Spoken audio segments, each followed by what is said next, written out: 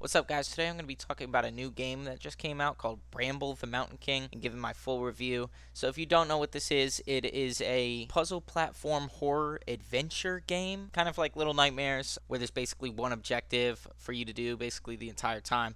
And in this one, it is to find your sister. As you're on your way to find her, you meet a whole bunch of weird creatures and monsters, and some of them are very cool looking, some of them are sweet, some of them are cute, some of them are just straight up demonic and gross looking and pretty terrible to look at. I really enjoyed this game. There's a lot of positives to it because there's not a lot of these types of games that I've played before. I really did enjoy this one. There's a lot of aspects that I really like about it, like how it could go from feeling like it's Disney movie, real sweet Disney movie, right to you're gonna die.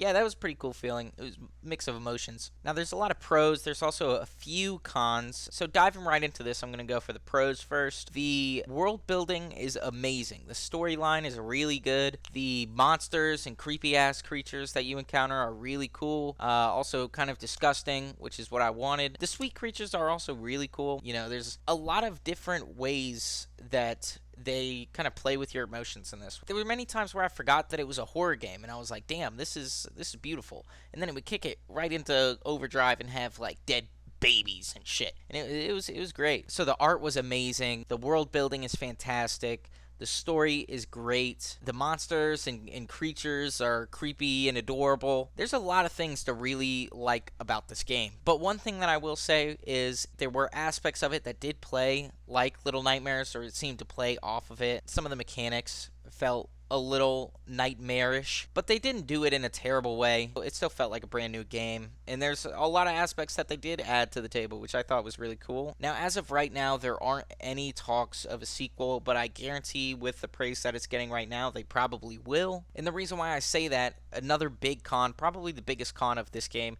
is it felt so short. It came and went. Like, I started it, and I think I sunk maybe 3.5 hours into it, and it was over. Little Nightmares plays for about 5.5 per game, but I also feel like Bramble the Mountain King did a better job in having a mix of emotions. Like, it was beautiful then dark. It was beautiful then dark. I don't want to give too much away, but it was great. I really enjoyed this one. If I was gonna put it on a rating scale, I probably would have to give it a 4.5 out of 5 Kermit Shreks, just because I feel like it could have been a little bit longer, but still, the content that was in it was fantastic. I would also like to add that the game is going for $30 right now, which is pretty solid of an asking price, especially with all the games coming out that are like $60 usually. I definitely would buy it. It was great to play. It messed with your emotions a lot. Any game that can do that, that can make you actually genuinely feel something, but also be questioning what's next and have you wanting more, that is all of the aspects, at least, that I need to decide whether or not it's a good game. So yes, it's a good game. I think you should buy it.